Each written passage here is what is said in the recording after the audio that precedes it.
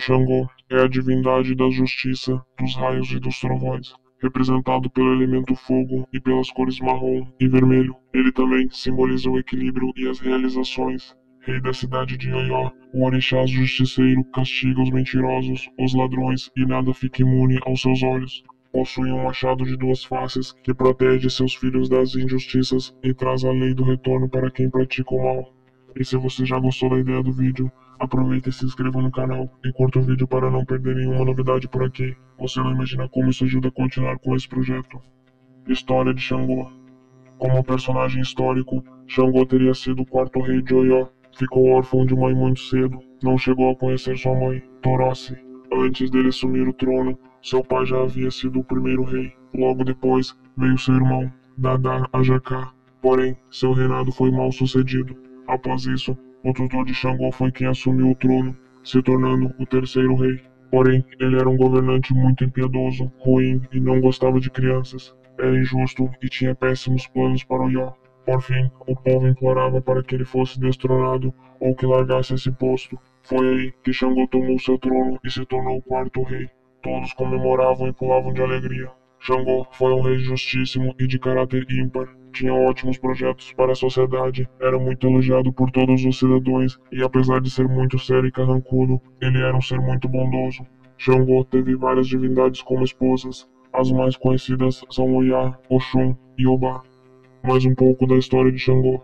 De acordo com uma das lendas, Xangô era um poderoso rei e guerreiro que governava o rei de Oió. Vestia-se de vermelho, a cor do fogo que simboliza a realeza, e lutava com um machado de duas lâminas chamado Oxé.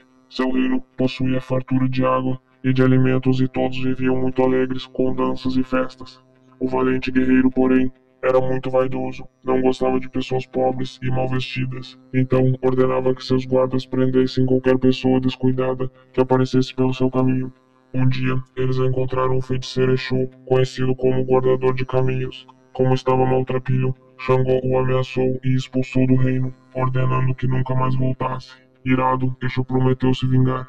Algum tempo depois, Oxalá, pai de Xangô, resolveu visitar o filho. Sabendo disso, Exu preparou sua vingança. Apareceu no caminho de Oxalá e pediu-lhe para ajudar a carregar barris de azeite. Como era bondoso, não recusou, mas Exu acabou derramando o azeite na roupa do pai de Xangô. Exu apareceu outras vezes durante a viagem tramando sua revanche, sujando-o com carvão e sal. Percebendo que sua roupa estava imunda, Oxalá tentou lavar-se em um riacho, mas a sujeira não saía de jeito algum. Isso porque estava enfeitiçado por Exu. Ao chegar aos portões do reino, os guardas não o reconheceram e, achando que se tratava de um mendigo, bateram nele e prenderam. Na prisão, Oxalá encontrou muita gente inocente e injustiçada e amaldiçoou o reino, que passou a ter fome, sede e muita tristeza. Depois de 7 anos, desesperado que a grande seca não acabava, Xangô consultou um sábio adivinho, que revelou o acontecido. No mesmo instante, mandou buscarem seu pai na prisão, dando-lhe banho, alimento e cuidando seus ferimentos. Xangô é o orixá dos raios, trovões, grandes cargas elétricas e do fogo. É viril e atrevido, violento e justiceiro. Castiga os mentirosos, os ladrões e os malfeitores. Por esse motivo, a morte pelo raio é considerada infamante. Da mesma forma, uma casa atingida por um raio é uma casa marcada pelo cólera de Xangô. Xangô, criador do culto a Eguns. Xangô é o fundador do culto aos Eguns. Somente ele tem o poder de controlá-los. Como diz um trecho de uma lenda, em um dia muito importante, em que os homens estavam prestando cultos aos ancestrais, com Xangô à frente, Aslan e Agé fizeram roupas iguais às de Eguns, vestiram-na e tentaram assustar os homens que participavam do culto. Todos correram, mas Xangô não o fez. Ficou e as enfrentou, desafiando os supostos espíritos. As lames ficaram furiosas com Xangô e juraram vingança. Em um certo momento em que Xangô estava distraído atendendo seus súditos, sua filha, que brincava alegremente, subiu em um pé de Obi, e foi aí que as Lamiagés atacaram, derrubaram a Adubaiani, filha de Xangô, que era mais adorada. Xangô ficou desesperado, não conseguia mais governar seu reino, que até então era muito próspero. Foi até Orumilá. Ele disse que Lame é quem havia matado sua filha. Xangô quis saber o que poderia fazer para ver sua filha só mais uma vez. E Orumilá lhe disse que poderia fazer oferendas ao orixá Iku Oniborum, o guardião da entrada dos mundos dos mortos. Assim Xangô fez. seguindo à risca os preceitos de Orunmila. Xangô conseguiu rever sua filha e pegou para si o controle absoluto dos mistérios dos Eguns, estando agora sob domínio dos homens. Esse culto e as vestimentas dos Eguns e se tornaram estritamente proibidas a participação de mulheres nesse culto. Caso essa regra seja desrespeitada, provocará a ira de Olorun, Xangô, Iku e os próprios Eguns. Esse foi o preço que as mulheres tiveram que pagar pela maldade de suas ancestrais. Xangô no Brasil. Xangô foi o quarto rei lendário de Oió, na Nigéria, tornando-se um orixá de caráter muito justo, violento e vingativo, cuja manifestação são o fogo, os raios e os trovões. Filho de Oraniã e Torossi, teve várias esposas, sendo as mais conhecidas Oiá, Oxum e Obá. Xangô é viril e justiceiro, castiga os mentirosos, os ladrões e os malfeitores. Sua ferramenta é o Oxé, machado de 2 gumes. Orixá do fogo e dos trovões, Xangô foi um grande rei que unificou todo um povo. Foi ele quem criou o culto de Eguns. Muitos orixás possuem relação com os Eguns, mas é ele o único que verdadeiramente exerce poder sobre o mundo dos mortos, os Eguns. Xangô é a roupa da morte. Por esse motivo, não deve faltar nos ebós de Iku e Egum, o vermelho lhe pertencendo. Ao se manifestar nos candomblés, não deve faltar suas vestimentas, uma espécie de saeta de tiras chamada banté, com cores variadas e fortes, que representam as vestes dos Eguns. Xangô era forte, valente, destemido e justo. Era temido e ao mesmo tempo adorado. Comportou-se algumas vezes como tirano devido à sua ânsia por poder, chegando até mesmo a destronar seu próprio irmão para satisfazer seu desejo. Filho de Amacê, Torossi e de Oraniã, foi o regente mais poderoso do povo de Yorubá. Ele também tem uma ligação muito forte com as árvores e a natureza, vindo daí os objetos que ele mais aprecia, o pilão e a gamela. O pilão de Xangô deve ter 2 bocas, que representam a livre passagem entre os mundos. Sendo Xangô um ancestral, Egum, da natureza, ele conseguiu profundos conhecimentos e poder de feitiçaria, que somente eram usados quando necessário. Tem também uma forte ligação com o Xumaré, considerado por ele como seu fiel escudeiro. Como são os filhos de Xangô? É da rocha que eles mais aproximam do mundo natural e todas suas características são balizadas pela habilidade em verem os 2 lados de uma questão, com inserção e firmeza granítica que apresenta em todos os sentidos. Atribui-se ao tipo Xangô um físico forte, mas com certa quantidade de gordura e uma discreta tendência para a obesidade, que se odeia manifestar menos ou mais claramente de acordo com os ajuntós, segundo ou terceiro orixá de uma pessoa. Por outro lado, essa tendência é acompanhada quase que certamente por uma estrutura óssea bem desenvolvida e firme como uma rocha. Tenderá a ser um tipo atarracado, com um tronco forte e largo, ombros bem desenvolvidos e claramente marcado em posição a pequena estatura.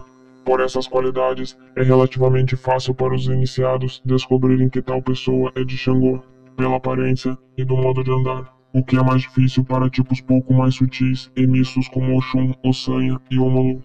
A mulher que é a filha de Xangô pode ter forte tendência à falta de elegância, não que não saiba reconhecer roupas bonitas, graças à vaidade intrínseca do tipo, especial fascínio por indumentárias requintadas e caras, sabendo muito bem distinguir o que é melhor em cada caso. Mas sua melhor qualidade consiste em saber escolher as roupas numa vitrine e não em usá-las. Não se deve estranhar seu jeito meio masculino de andar e de se portar, e tal fato não deve nunca ser entendido como indicador de preferências sexuais, mas, numa filha de Xangô, é um processo de comportamento a ser cuidadosamente estabelecido, já que seu corpo pode aproximar-se mais dos arquétipos culturais masculinos do que do feminino. Ombros largos, ossatura desenvolvida, porte decidido e passos pesados, sempre lembrando sua consistência de pedra. Em termos sexuais, Xangô é um tipo completamente mulherengo. Seus filhos, portanto, costumam trazer essa marca, sejam homens, sejam mulheres, que estão entre os mais ardentes do mundo. Os filhos de Xangô não costumam ser conhecidos socialmente como um tipo dado a aventuras. Não são os mitos sexuais de sua sociedade, e é para muito poucos amigos que confessam suas conquistas, pois não fazem parte de suas necessidades de autoafirmar através desse expediente. São honestos e sinceros em seus relacionamentos mais duradouros, porque para eles, sexo é algo vital e insubstituível, mas o objeto sexual em si não é merecedor de tanta atenção depois de satisfeito o desejo. Psicologicamente, os filhos de Xangô apresentam uma alta dose de energia e uma enorme autoestima, uma clara consciência de que são importantes, dignos de respeito e atenção. Principalmente, sua opinião será decisiva sobre quase todos os tópicos. Consciência essa pouco egocêntrica e nada relacionada ao seu real papel social. Os filhos de Xangô são sempre ouvidos, em certas ocasiões, por gente mais importante que eles e até mesmo quando não são considerados especialistas no assunto ou de fato capacitados para emitir opinião. A postura pouco nobre dos filhos de Xangô e seu cultivo de hábitos considerados aristocráticos ou pouco burgueses é resultado dessa configuração psicológica. Porém, o senhor de engenho que habita dentro deles faz com que não aceitem questionamentos de suas atitudes pelos outros, especialmente se já tiverem considerado o assunto em discussão encerrado por uma determinação sua. Gostam, portanto, de dar a última palavra em tudo, se bem que saibam ouvir. Quando contrariados, porém, se tornam rapidamente violentos e incontroláveis. Nesse momento, resolvem tudo de maneira demolidora e rápida, mas, feita a lei, retornam ao seu comportamento mais usual.